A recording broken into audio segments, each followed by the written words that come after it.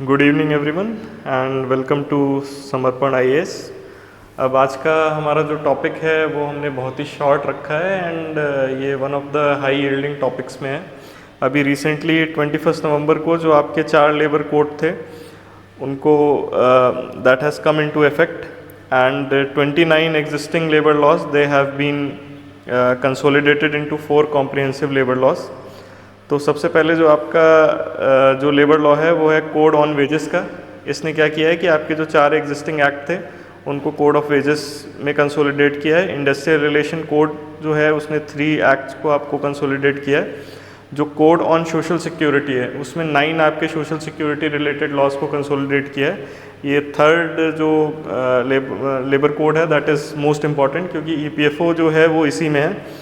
तो this is one of the most important code. Fourth आपका है occupational safety health and working condition code. इसमें 13 laws को मर्ज करके एक यूनिफाइड फ्रेमवर्क बनाया for work place safety health and working conditions. तो ये बेसिक डिटेल्स आपको पता होंगी। इसके बाद जो नेक्स्ट है हम स्लाइड में डिफरेंस बताएंगे जहाँ से एग्ज़ाम में क्वेश्चंस आने की संभावना काफ़ी ज़्यादा है। तो अगर करंट सिचुएशन देखेंगे तो आप जानते हैं कि मेजॉरिटी ऑफ रिलेशंस में मेजॉरिटी ऑफ नेशंस में ऑलरेडी जो है वो लेबर लॉ रिवीजन हो चुका है। इंडिया के जो लेबर लॉज हैं वो अभी भी आउटडेटेड और रिस्ट्रिक्टिव हैं। They are post independent period laws not suitable for our economic needs. तो इसी के लिए जो हमारे 29 एग्जिस्टिंग सेंट्रल लेबर लॉज थे उनको कंसोलिडेट करके हमने 4 लेबर कोड बनाए हैं और उसमें ही ना होने की वजह से ये इम्पैक्ट वर्कर और एम्प्लॉयज़ दोनों पे लिया गया है। वर्कर्स पे क्या इम्पैक्ट है कि आपका जो अराउंड 85% ऑफ द वर्कर्स हैं वो अनऑर्गेनाइज सेक्टर में है। तो वहाँ पे किसी भी तरह का सोशल सिक्योरिटी प्रोटेक्शन नहीं है, लिमिटेड सोशल सिक्योरिटी प्रोटेक्शन है। और जो 10-15% है वो ओवरली प्रोटेक्टेड है, जो गवर्नमेंट सेक्टर एम्प्लॉयज़ हैं। तो ये एक समस्या है। दूसरा क्या है कि फॉर्मल रिकग्निशन नहीं है वर्कर्स का। गिग प्लेटफॉर्म वर्कर्स इन सब का अभी तक कुछ नहीं था। मिनिमम वेजेस जो है वो आपके सर्टेन सेक्टर्स में खाली लगती थी और कोई यूनिफॉर्म स्टैंडर्ड नहीं है। आपके वेजेस सेफ्टी वर्किंग कंडीशन के यूनिफॉर्म स्टैंडर्ड नहीं थे जिससे वल्नरेबिलिटी बढ़ जाती है और इनसिक्योरिटी बढ़ जाती है। प्लस आपके जो एम्प्लॉयर्स हैं, एम्प्लॉयर्स के साथ क्या प्रॉब्लम है कि बिजनेस एफिशिएंसी नहीं आती। 29 लॉज के लिए आपके टेंस ऑफ इंस्पेक्टर होंगे जो एवरी ईयर इंस्पेक्शन के लिए विजिट करते होंगे, जिससे कंप्लायंस बर्डन बहुत बढ़ जाता है और ये डिस्करेज करता है एफडीआई इनफ्लोज को। Excessive regulatory and compliance requirement है जो कि आपके बिज़नेस को ग्रो नहीं करने देती। तो ना ही आपका बिज़नेस ग्रो कर रहा है, ना ही आपका जो वर्कर है वो प्रोटेक्टेड है। तो इसके लिए this was the high time जब आपके ये चारों लॉज को कंसोलिडेट करके आपको जो नया फ्रेमवर्क देखने को मिल रहा है वो इन लाइन है हमारी अभी की इकोनॉमिक नीड्स के लिए। नेक्स्ट आपका क्या है कि लेबर जो है वो एक की पिलर है आपका विकसित और आत्मनिर्भर भारत के लिए, क्योंकि it is one of the major component of industry.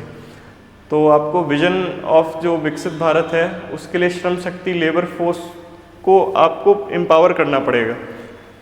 तो in line with GST reform, ये आपके जो नए रिफॉर्म है वो social security, ease of doing business और ईज़ ऑफ लिविंग दोनों इंट्रोड्यूस करेंगे। तो जिससे आपका क्या है कि एक इंक्लूसिव लेबर सिस्टम बनेगा जो आपका इकोनॉमिक ग्रोथ, सेल्फ रिलायंस और वर्कर्स वेलफेयर के साथ साथ जो आपकी इंडस्ट्री है उसको बहुत अच्छा ग्रो करेगा। तो आपके इससे पहले कुछ स्टेट्स थे जिनमें ऑलरेडी अलग अलग लेवल पे रिफॉर्म किए गए, जैसे आपके 18 to 25 स्टेट्स और यूटीज़ थे जिनमें ऑलरेडी जो अभी करंट चेंजेस हमारे सेंट्रल लॉ में है वो ऑलरेडी उन्होंने करके देखा और उनको काफ़ी अच्छे रिजल्ट मिले इंडस्ट्री ग्रोथ प्लस आपका वर्कर वेलफेयर में। तो जो night time work for women है और जो डबल वेजेस है, ये सारे आपके जितने भी इंडस्ट्रियल स्टेट हैं, गुजरात, हरियाणा, महाराष्ट्र, तमिलनाडु, इन सब में ऑलरेडी इम्प्लीमेंट करके प्रोडक्टिविटी और इकोनॉमिक ग्रोथ की ऑलरेडी स्टडीज़ हैं। तो इन लाइन विद दैट जो आपका डिलेड इम्प्लीमेंटेशन था एट सेंट्रल लेवल, इसकी वजह से बहुत एक लार्ज चंक था जो कि सोशल सिक्योरिटी का बेनिफिट नहीं मिल रहा था। तो उस वजह से आपके जो ये नए लेबर लॉज हैं, जो लेबर कोड्स हैं, उसकी जो फ्रैगमेंटेड अप्रोच थी उसको ख़त्म करके अब एक यूनिफॉर्म सोशल सिक्योरिटी बेनिफिट आ रहा है। We are moving towards universal social security framework कि अब हमारा कोई भी वर्कर ऐसा नहीं होगा जो सोशल सिक्योरिटी फ्रेमवर्क के बाहर होगा। और जो कंप्लायंस कन्फ्यूजन है, ये तो हो गया आपका वर्कर एंड पे क्या है, जो कंप्लायंस कन्फ्यूजन है एट द एम्प्लॉयर एंड, उसको भी मिनिमाइज़ किया जाएगा। नेक्स्ट आ जाइए कि आपके प्री और पोस्ट का कंपैरिजन है, काफ़ी इंपॉर्टेंट है। अभी तक इन सब के कंपैरिजन में सबसे इंपॉर्टेंट ये चार्ट है, ये देख लीजिएगा। तो फर्स्ट ऑफ ऑल जो सबसे बड़ा चेंज है वो फॉर्मलाइजेशन ऑफ एम्प्लॉयमेंट है। तो पहले क्या था कि आपको अपॉइंटमेंट लेटर देने की ज़रूरत नहीं थी, नहीं देते थे लोग। अभी क्या है, फॉर्मलाइजेशन ऑफ एम्प्लॉयमेंट में कोई मैंडेटरी अपॉइंटमेंट लेटर की ज़रूरत नहीं थी। अभी क्या है कि मैंडेटरी अपॉइंटमेंट लेटर आपको सबको देना है, रिटन प्रूफ चाहिए जॉब सिक्योरिटी और फॉर्मल एम्प्लॉयमेंट का। नेक्स्ट आपका क्या है, सोशल सिक्योरिटी कवरेज। पहले लिमिटेड था, अभी आपका क्या है कि सोशल सिक्योरिटी का जो कोड है उसमें सारे वर्कर्स इंक्लूडेड है। Even gig and platform workers की भी डेफिनेशन पहली बार आई है। और सोशल सिक्योरिटी कवरेज जो हम है वो एक्सटेंड करेंगे, एक तरह से यूनिवर्सल सोशल सिक्योरिटी होगी सबकी, हर आदमी कवर्ड होगा। मिनिमम वेजेस फिर आपका पहले क्या था कि सिर्फ शेड्यूल्ड इंडस्ट्रीज़ में अप्लाइड था सिर्फ, तो इस वजह से आपके बहुत सारा एक बड़ा चंक जो था वो छूट जाता था। अभी करेंटली आप देखेंगे जो कोड ऑफ वेजेस है 2019, उसमें आपका जो मिनिमम वेज पेमेंट है वो सबके लिए इंक्लूडेड है। फ्लोर वेज का कंसेप्ट आपको पता होगा कि जो भी डिफरेंट स्टेट है कि अगर दिल्ली में अगर कोई वर्कर है तो उसका जो वेज है that should be higher compare to a worker in Bihar, क्योंकि वहाँ पे जो लिविंग स्टैंडर्ड है वो काफ़ी ज़्यादा है, तो उसको जो लिविंग वेजेस है वो भी ज़्यादा होना चाहिए। तो इसीलिए अलग अलग एरिया के हिसाब से फ्लोर वेज लेके आए हैं, जिसके हिसाब से क्या है कि जो आपकी डिस्पैरिटी है वो कम हो और एक डिसेंट स्टैंडर्ड ऑफ लिविंग हर जगह प्रमोट हो। नेक्स्ट है आपका preventive health care. Preventive health care की कोई पहले लीगल रिक्वायरमेंट नहीं थी कोई फ्री और एनुअल हेल्थ चेकअप के लिए।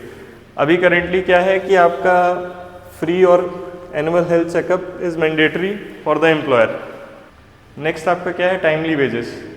पहले आपका टाइमली वेजेस पे कोई इतना ध्यान नहीं देता था, अभी मैंडेटरी है टाइमली वेजेस देना। नेक्स्ट आपका जो वुमेन वेलफेयर है, जेंडर डिस्पैरिटी काफ़ी होती थी कि वुमेन वर रिस्ट्रिक्टेड कि आप नाइट शिफ्ट नहीं कर सकते, कुछ ऑक्यूपेशन में काम नहीं कर सकते। और ये जो सर्टेन ऑक्यूपेशन है ये भले ही हज़ार्डियस है, बट यहाँ पे क्या है कि अर्निंग अपॉर्चुनिटी बहुत ज़्यादा है। तो इस जो करंट कोड है उसमें इक्वल अपॉर्चुनिटी क्रिएट करने के लिए women are permitted to work at night and in all types of work. बस सब्जेक्ट क्या है कि उनका कंसेंट हो और जो भी सारे सेफ्टी मेजर्स हों वो लिए जाएं। नेक्स्ट आपका ESIC कवरेज पे आ जाते हैं। ESIC कवरेज जो आपका था वो लिमिटेड था कुछ नोटिफाइड एरियाज़ में और स्पेसिफिक इंडस्ट्रीज़ में। And establishment with fewer than 10 employees they were excluded, पहले ये था। अभी इन्होंने क्या कर दिया है कि जो 10 से कम वाले थे वो भी ले सकते हैं वॉलंटरी कवरेज। जैसा आपने EPFO में देखा है कि EPFO में लेस देन जो आपके 20 हैं वो भी वॉलंटरी कवरेज ले सकते हैं, एंड 20 एंड अबव जो है वो आपका स्टैट्यूटरी रिक्वायरमेंट है, कंप्लायंस बर्डन है, अगर 20 के ऊपर है तो आपको कवरेज लेना ही है। नेक्स्ट आपका क्या है कि ये मैंडेटरी है एस्टैब्लिशमेंट के लिए, जिसमें इवन 1 एम्प्लॉई अगर हैज़ार्डियस सेक्टर में है तो आपको लेना ही लेना है, इर्रिस्पेक्टिव कि कितने लोग हैं। अगर एक भी बंदा है हैज़ार्डियस प्रोसेस में इन्वॉल्व तो आपको सबका प्रोटेक्शन लेना पड़ेगा, ठीक है। तो ओवरऑल ये है कि जो सोशल प्रोटेक्शन कवरेज है वो सारे वर्कर्स में एक्सपैंड होगा। अब नेक्स्ट क्या है, कंप्लायंस बर्डन। पहले क्या था, मल्टीपल रजिस्ट्रेशन लाइसेंस और ये सब होता था, अभी सिंगल रजिस्ट्रेशन है, pan India single licence single return. तो आप देख सकते हैं कि हर तरह से जो एक ही रजिस्ट्रेशन से, एक ही लाइसेंस से, एक ही रिटर्न से आपका सारा काम हो जाएगा। नेक्स्ट आ जाइए। अब नेक्स्ट है कि आपका fix term employment for workers. इस पे बहुत टाइम से ये चल रहा है, इस पर भी सवाल आ सकता है। तो अब इसमें क्या है कि आपके बहुत ही बेसिक अंडरस्टैंडिंग इसकी ये है कि जो फिक्स टर्म एम्प्लॉयमेंट है आपका, जो आपके वर्कर्स हैं जो आपके अंडर काम कर रहे हैं, परमानेंट एम्प्लॉय नहीं है, बट आपने उनको 1 साल या 2 साल के लिए रखा है, तो जितने बेनिफिट्स आप परमानेंट एम्प्लॉयज़ को दे रहे हैं सेम बेनिफिट्स आपको फिक्स टर्म जो आपका एम्प्लॉयमेंट आप किसी को 1-2 साल के लिए दे रहे हैं सेम आपको देने पड़ेंगे। मतलब कि जो भी परमानेंट एम्प्लॉयमेंट को लीव बेनिफिट और वर्किंग आवर्स, मेडिकल बेनिफिट्स जो सारे मिल रहे थे वो आपको देने पड़ेंगे। मतलब as far as employment is concerned ही is equivalent to permanent staff, ठीक है। नेक्स्ट क्या है कि जो वेजेस हैं आपकी वो equally for equal pay you will receive equal remuneration and minimum wages से आपका ज़्यादा पड़ेगा। फिर इनकम अपॉर्चुनिटीज़ इसमें बढ़ेंगी और सोशल सिक्योरिटी जो बेनिफिट था वो भी एक्सपैंड होगा। तो अब इसमें सबसे इम्पॉर्टेंट चीज़ ये है कि पहले क्या था 5 साल पे ग्रेचुइटी मिलती थी, अभी इवन आपने 1 साल भी किया है तो ग्रेचुइटी मिलेगी। ये बहुत ही इम्पॉर्टेंट है, इसको ज़रूर ध्यान रखिएगा। नेक्स्ट है कि आपका जो कॉन्ट्रैक्चुअल एम्प्लॉयमेंट है उससे एक तरह से जो परमानेंट आपका एम्प्लॉयमेंट स्ट्रक्चर है उसमें माइग्रेशन ना होके, मतलब ऐसा ना हो कि आपकी जो परमानेंट जॉब्स हैं वो FTE में हो जाए, बल्कि जो आपकी FTE जॉब्स हैं वो आगे चल के एस्टैब्लिशमेंट की परमानेंट एम्प्लॉयमेंट स्ट्रक्चर में एब्जॉर्ब हो जाए। नेक्स्ट आपके segment wise labour reform benefits हैं, जिसमें आपके गिग और प्लेटफॉर्म वर्कर्स को पहली बार इसमें डिफाइन किया गया है।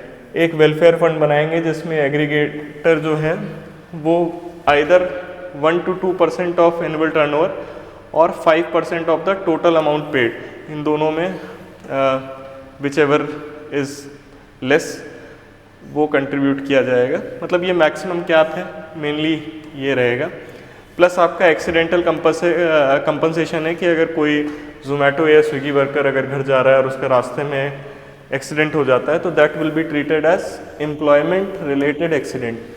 आपका बाकी सारे जो EPFO में आपने बाकी रिफॉर्म पड़े हुए हैं वो भी यहाँ पे दे दिए गया है। जैसे जो आपका UN है वो आधार लिंक्ड है, तो इससे क्या होगा कि आपका एक रिपोजिटरी बन जाएगी जिसको आपको और एम्प्लॉयर और प्लस जो भी आपकी रेगुलेटिंग एजेंसी है सबके लिए एक्सेस हो जाएगा, फुल्ली पोर्टेबल रहेगा and it will be available across states regardless of any migration.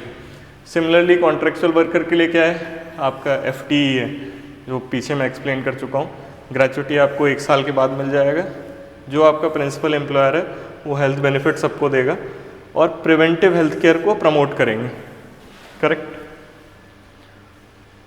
Next है आपका वुमेन वर्कर्स। जैसा कि हम पीछे पढ़ चुके हैं, अब यहाँ पे रिपीटेशन है, आप ये सारी स्लाइड्स अपने आप एक बार गो थ्रू कर लीजिएगा। ओवरऑल यही है कि वुमेन का जो जेंडर डिस्क्रिमिनेशन है वो प्रोहिबिट कर रहे हैं, इक्वल पे इक्वल वर्क रहेगा, नाइट शिफ्ट में अलाउड रहेंगे, कंसेंट और सेफ्टी मेजर्स के साथ, फ्लेक्सिबिलिटी रहेगा काम करने का घर से। जो मैटरनिटी बेनिफिट्स है 26 वीक का वो दिया जाएगा, क्रच फैसिलिटी होगी, प्लस जो आपके हेल्थ बेनिफिट्स बोनस हैं वो भी दिए जाएंगे। नेक्स्ट आप आ जाइए, यूथ में भी ऐसा ही है, मिनिमम वेजेस मिलेंगे। अब ये डिफरेंट सेक्टर है, ऑलमोस्ट सारा जो पीछे है वही यहाँ पे आप बस एक बार गो थ्रू कर लीजिएगा। MSME के लिए भी वही है, कुछ स्पेसिफिकली अलग से नहीं है। ठीक है, ओवरऑल आप ये सारा गो थ्रू कर लीजिएगा।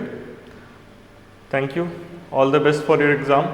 बस ये ध्यान रखिएगा कि आपने जो पढ़ा है बस उसी को रिवाइज़ करिए, और ओवरऑल जो एकदम से स्टार्क पॉइंट्स हैं, जो आपको एकदम से बहुत बड़े बड़े रिफॉर्म हैं, वो आपको बहुत अच्छे से ध्यान रखने हैं। And thank you and all the best for your exam. Join करें समर्पण IAS लखनऊ, जहां सक्सेस का भरोसा हर स्टूडेंट के साथ।